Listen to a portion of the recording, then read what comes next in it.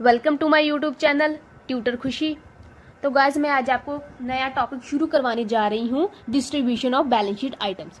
छोटा सा टॉपिक है, इसका अलग से कोई छोटा क्वेश्चन एग्जाम में नहीं आता है। इसको बड़े क्वेश्चन के साथ अटैच करके अक्सर एग्जाम में डाला जाता है। तो ये 4-5 आइटम्स हैं, ये मैं आपको इनकी डिस्ट्रीब्यूशन अभी करवा देती हूँ। जब मैं आपको बड़ा क्वेश्चन करवाऊंगी तो मुझे ये आपको दोबारा से करवाने की जरूरत नहीं पड़ेगी।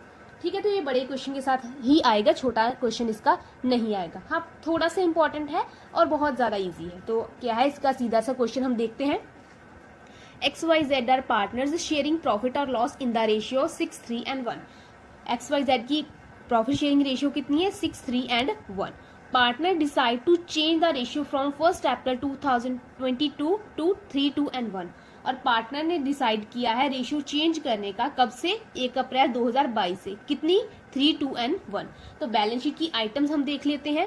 बैलेंस शीट दी है, उसका हमें एक छोटा सा एक्सट्रैक्ट है, तो इसे देख लीजिए। बैलेंस शीट है 31 मार्च 2022 की। हमें जर्नल रिजर्व दिया गया है, वर्कमैन कंपनसेशन रिजर्व दिया गया है, इन्वेस्टमेंट फ्लक्चुएशन रिजर्व दिया गया है, प्रॉफिट एंड लॉस अकाउंट दिया गया है, एडवर्टीजमेंट सस्पेंस अकाउंट दिया गया है, राइट। और क्या बोला गया है? Distribute these item in the books of accounts. हमें इन आइटम्स को क्या है? डिस्ट्रीब्यूट करना है बुक्स में। ठीक है, सबसे पहले इन आइटम्स के बारे में थोड़ा सा जान लेते हैं, देन इनकी डिस्ट्रीब्यूशन कैसी होगी हम ये भी देख लेंगे। जर्नल रिजर्व क्या होता है? आप 11th स्टैंडर्ड करके आए हो, आपको पता है जर्नल रिजर्व क्या होता है। ठीक है, वो रिजर्व जो हमने रखा होता है कि कोई अनएक्सपेक्टेड खर्चा अराइज हो गया तो हम वो कहाँ से पे करेंगे? जर्नल रिजर्व में से। ठीक है, उसके बाद क्या आता है हमारे पास? Workman compensation reserve. ये भी मैंने आपको बताया है, वर्कमैन को कंपनसेट करने के लिए बनाया गया है। इसका मैंने फुल वीडियो ऑलरेडी बनाकर अपने चैनल पर डाल दिया है, वर्कमैन कंपनसेशन रिजर्व के रिगार्डिंग। उसके बाद आता है इन्वेस्टमेंट फ्लक्चुएशन रिजर्व। इसका भी मैंने ऑलरेडी आपको बताया हुआ है कि क्या होता है इन्वेस्टमेंट फ्लक्चुएशन रिजर्व। जब इन्वेस्टमेंट की वैल्यू अपनी कॉस्ट से कम हो जाती है, देन उसका जो डिफरेंस है हम कहाँ से कवर अप करते हैं? इन्वेस्टमेंट फ्लक्चुएशन रिजर्व से। उसके बाद हमें ये तीनों आइटम्स, जितने भी रिजर्व्स हैं उनका क्या है? क्रेडिट बैलेंस होता है। आपको पता होगा लाइबिलिटीज का क्रेडिट बैलेंस है और एसेट्स का क्या होता है? डेबिट। तो ये तीनों लाइबिलिटी साइड लिखी गई है, दैट मीन कि इन तीनों का क्या है? क्रेडिट बैलेंस है। रिजर्व्स का हमेशा ही क्रेडिट बैलेंस होता है। उसके बाद हमें दिया गया है प्रॉफिट एंड लॉस अकाउंट 50,000। अब एसेट साइड में प्रॉफिट एंड लॉस अकाउंट लिखा गया है, तो ये प्रॉफिट है या लॉस है? बहुत सारे बच्चे एक क्वेश्चन का जो आंसर हमेशा ही गलत करते हैं, दैट इज ये लॉस है। ये कभी भी प्रॉफिट नहीं होता है। प्रॉफिट एंड लॉस अकाउंट को अगर एसेट साइड लिखा गया है, दैट मीन कि वो क्या है? लॉस है। और लॉसेस का क्या बैलेंस होता है? डेबिट बैलेंस होता है। अगर यही profit and loss account credit side लिखा गया होता है, यहाँ पे लिखा गया होता प्रॉफिट एंड लॉस अकाउंट, तो ये क्या होता? ये प्रॉफिट होता। लाइबिलिटी साइड अगर लिखा गया प्रॉफिट एंड लॉस अकाउंट, तो वो क्या है? प्रॉफिट होता है। अगर एसेट साइड लिखा गया तो वो क्या होता है? वो लॉस होता है। उसके बाद हमें एडवर्टीजमेंट सस्पेंस अकाउंट दिया गया है 20,000। इसके बारे में आपको बता देती हूँ। कुछ लोग जो है एडवर्टीजमेंट को क्या है? खर्चा नहीं मानते। खर्चा इसलिए नहीं मानते हैं क्योंकि हमने एक बार एडवर्टीजमेंट करवा ली, उसका बेनिफिट हमें नंबर ऑफ ईयर्स मिलता रहता है। नंबर ऑफ ईयर्स का क्या मतलब? आज मैंने टीवी पे अपना एड चलवा दिया, राइट, उसका बेनिफिट मुझे कितने सालों तक मिलेगा? दैट मीन कि एड देकर लोग मेरा प्रोडक्ट कितने सालों तक लेते रहेंगे। तो ये क्या है? खर्चा नहीं है, इसको क्या है? एक तरह की एसेट के रूप में देखा जाता है। इसको मान लीजिए, तो इसको क्या है? हम एसेट साइड में लिखते हैं एडवर्टीजमेंट सस्पेंस अकाउंट, और उसको नंबर ऑफ ईयर्स में क्या है? राइट ऑफ किया जाता है। ये मुझे नहीं पता आपको 11th में ये बताया गया है कि नहीं बताया गया है, बट हमने जनरली हम क्या है? इसको प्रॉफिट एंड लॉस अकाउंट में क्या है? डेबिट साइड ले लेते थे एडवर्टीजमेंट। पर अगर आपको बैलेंस शीट में दिया गया है, दैट मीन कि उसका क्या मतलब है कि इसको उन्होंने खर्चा नहीं माना है, इसको हमें नंबर ऑफ ईयर्स के साथ क्या है? इसको राइट ऑफ करना पड़ेगा। तो इसकी क्या है? इसका डेबिट बैलेंस होता है। तो इन आइटम्स को डिस्ट्रीब्यूट कैसे करेंगे, इसके लिए मैंने क्या है?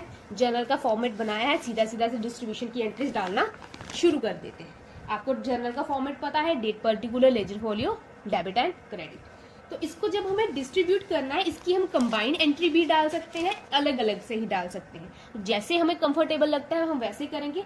पर अगर हम एग्जाम के पॉइंट ऑफ व्यू से देखें तो हम क्या है? कंबाइंड एंट्री डालेंगे, हमारा क्या है? वक्त बच जाता है। मैं सिंगल सिंगल भी करवा देती हूँ, अलग कंबाइन भी करवा देती हूँ। जैसी आपको कंफर्टेबल लगे आप वैसी एंट्री क्या है? डाल सकते हो। ऐसा आपको बड़े क्वेश्चन के साथ अटैच करके दिया जा सकता है। बोला गया होगा जर्नल रिजर्व, और एंड पे बोल दिया होगा distribute the journal reserve between the partners. तो क्या है? आपको डिस्ट्रीब्यूट करना होगा। ऐसे अलग अलग करके कोई भी आइटम आपको डाली जा सकती है। तो सीधी सी एंट्री करते हैं। सबसे पहले जनरल रिजर्व के बारे में। अब जनरल रिजर्व का क्या बैलेंस है? क्रेडिट। जब इसे डिस्ट्रीब्यूट करना है तो इसको क्या करेंगे? हम डेबिट करेंगे। जब भी किसी आइटम्स को क्या है पार्टनर्स की ये बुक्स में क्या है डिस्ट्रीब्यूट करना है, जो आइटम क्रेडिट होगी उसे हम क्या है डेबिट कर देंगे, जो डेबिट आइटम होगी उसे क्या है क्रेडिट कर दिया जाएगा। तो जनरल रिजर्व का क्या है क्रेडिट बैलेंस है, तो इसको डिस्ट्रीब्यूट करने के लिए इसे क्या है हमें डेबिट करना होगा। तो लिख लीजिए यहाँ पे general reserve account debit to partners कितने हैं? 3 पार्टनर्स है X Y and Z. To X is capital account, to Y is capital account, to Z capital account. ठीक है, तीनों में डिस्ट्रीब्यूट करना है। रिजर्व जो होते हैं वो आउट ऑफ प्रॉफिट बनाए जाते हैं। तो जनरल रिजर्व पे एक्चुअली देखा जाए तो प्रॉफिट्स या लॉसेस पे किसका अधिकार होता है? पार्टनर्स का। रिजर्व जो होते हैं आउट ऑफ प्रॉफिट क्रिएट किए जाते हैं। जब हम ये इसे डिस्ट्रीब्यूट करेंगे वो भी क्या है पार्टनर्स को ही डिस्ट्रीब्यूट करेंगे। ये मैंने ऑलरेडी आपको बता रखा है workman compensation and investment fluctuation reserve की वीडियो के में जब मैंने बनाया था तब आपको डिटेल में समझाया था। तो इसको अब हम लाइटली ही करेंगे क्योंकि ये इतना ज्यादा इंपॉर्टेंट टॉपिक नहीं। तो कितना है जनरल रिजर्व का बैलेंस? 1,20,000। तो लिख लीजिए 1,20,000 और डिस्ट्रीब्यूट करना है पार्टनर्स में to X Y and Z.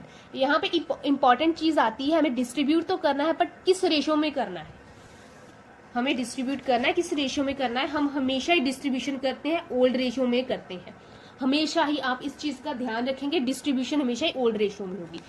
उन्होंने कहा कि वो रेशो चेंज कर देंगे कब से? 1 अप्रैल 2022 से चेंज करेंगे 3, 2 एंड 1। और ये बैलेंस शीट कब की है? 31 मार्च 2022 की, मतलब कि लास्ट ईयर की। अप्रैल तो नेक्स्ट ईयर हो गया, ये लास्ट ईयर की बैलेंस शीट है। लास्ट ईयर में कौन सी रेशो एप्लीकेबल थी? 6, 3 एंड 1 एप्लीकेबल थी। जो भी डिस्ट्रीब्यूशन होगी वो 6, 3 एंड 1 की रेशो में जाएगी। जो नेक्स्ट ईयर बैलेंस शीट बनेगी 31 मार्च 2023 की, उसकी आइटम्स 3, 2 एंड 1 में डिस्ट्रीब्यूट होंगी क्योंकि रेशियो तब से चेंज कर दी गई है। अप टू 31 मार्च तक रेशियो कितनी थी? 6, 3 एंड 1 थी। तो डिस्ट्रीब्यूशन भी 6, 3 एंड 1 में ही जाएगा। तो इसकी डिस्ट्रीब्यूशन कर लीजिए।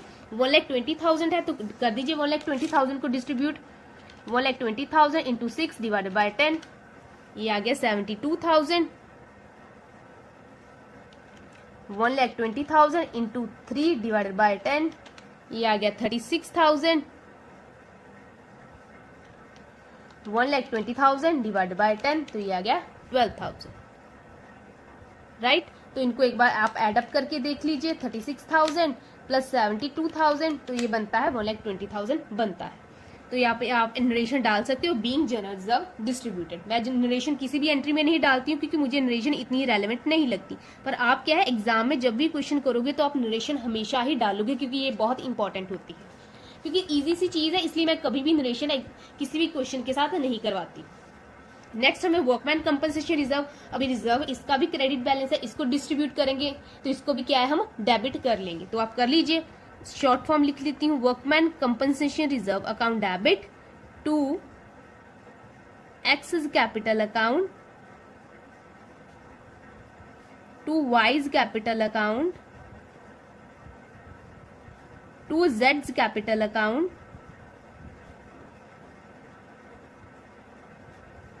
कितनी है? 90,000। तो कर दीजिए 90,000 को डिस्ट्रीब्यूट। वर्कमैन कंपनसेशन रिजर्व में 90,000 है तो कीजिए 90,000 को distribute. 90,000 into 6 divided by 10, that is 54,000। 90,000 into 6 divided by 10, that is 90,000 into 3 divided by 10, that is 27,000। 90,000 divided by 10, that is 9,000। तो एक बार इसको एड अप करके देख लीजिए। Plus 27,000 plus 54,000। ठीक है जी, बिल्कुल सही डिस्ट्रीब्यूशन है। तो वर्कमैन कंपनसेशन को भी डिस्ट्रीब्यूट कर दिया गया है पार्टनर्स में। अब क्या है इन्वेस्टमेंट फ्लक्चुएशन रिजर्व को करेंगे तो इसका भी क्या है डेबिट बैलेंस होता है। तो लिख लीजिए investment fluctuation reserve account debit to X capital account, to Y's capital account, to जेड्स कैपिटल अकाउंट। तो कितना बैलेंस है? 55,000 है, तो डिस्ट्रीब्यूट कर दीजिए 55,000 को। 55,000 multiply by 6 divided by 10 that is 33,000। इसका अगर 33 है तो आई थिंक चलो कर ही लेते हैं। 55,000 into 3 divided by 10 that is 16,500। इसका आ जाएगा 55,000, इसका 5,500। तो ये डिस्ट्रीब्यूशन हो गई। अब इसकी मैं आपको कंबाइंड एंट्री भी बता देती हूँ कि कैसे डाली जा सकती है। ठीक है, ये होगी सिंगल सिंगल एंट्री। अगर मुझे इन तीनों की कंबाइंड एंट्री डालनी है, ये तो होगी सिंगल सिंगल एंट्री, अगर मुझे तीनों की कंबाइंड एंट्री डालनी है तो मैं कैसे डालूंगी? तो तीनों के केस में आ जाएगा journal reserve account debit, workman compensation reserve account debit, investment fluctuation reserve account debit. आप तीन जब आप एग्जाम में करोगे तो आप क्या है फुल वर्ड ही लिखोगे, राइट। इन तीनों को डिस्ट्रीब्यूट करना है पार्टनर्स में कि to X's capital account, to Y's capital account, to जेड्स कैपिटल अकाउंट। तो कितना है? जर्नल रिजर्व दिया है 1,20,000, ये दिया है 90,000 और ये दिया है 55,000। अब तीनों का क्या है हम एड अप कर लेते हैं। तीनों को एड अप कर रहे हो 1,20,000, 90,000 एंड 55,000। तो ये आ गया 2,65,000। तो आप रफली यहाँ पे लिख सकते हैं 2,65,000। तो आप क्या है 2,65,000 को 6, 3 एंड 1 की रेशियो में पार्टनर्स में क्या है डिस्ट्रीब्यूट कर देंगे। तो आप 6, 3 एंड 1 की रेशियो में पार्टनर्स में क्या है डिस्ट्रीब्यूट कर दीजिए। तो ये आ जाएगा एक्स के लिए 72,000 प्लस 54,000 प्लस 33,000। तो ये आ जाएगा 1,59,000 एक्स के लिए आएगा।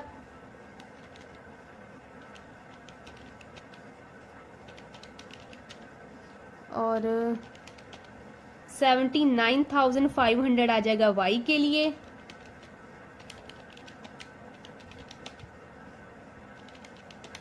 और 26,500 आ जाएगा जेड के लिए। तो आप एक बार देख लीजिए रीचेक करके ये सही आया है कि नहीं आया है। बिल्कुल करेक्ट आया है जी। तो ये क्या है कंबाइंड एंट्री भी डाली जा सकती है, आप अलग अलग से भी डाल सकते हो। आप अलग अलग एंट्री डाल सकते हो, आप कंबाइंड एंट्री भी डाल सकते हो। अब बारी आती है डेबिट आइटम्स की। हम डेबिट आइटम्स को कैसे डिस्ट्रीब्यूट करेंगे, इसकी मैं कंबाइंड एंट्री ही डाल देती हूँ। अब डेबिट आइटम को डिस्ट्रीब्यूट करना है तो इन दोनों को क्या है हमें क्रेडिट करना होगा, क्योंकि जो डेबिट होता है उसे क्रेडिट करेंगे, जो क्रेडिट होता है उसे क्या है हम डेबिट करेंगे। अगर इन दोनों को क्रेडिट करना है तो डेबिट किसे करेंगे? हम डेबिट पार्टनर्स को करेंगे।